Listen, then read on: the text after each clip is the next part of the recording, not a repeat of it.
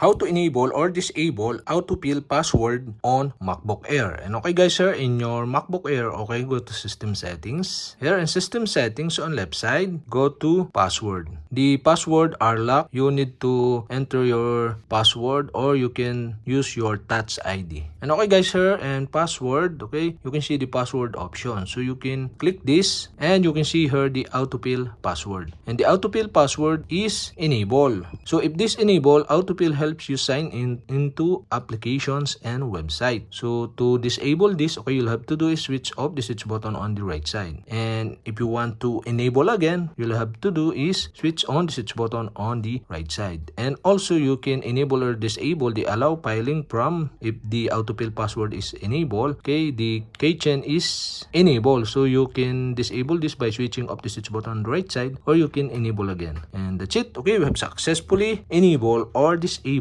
autofill password on MacBook Air.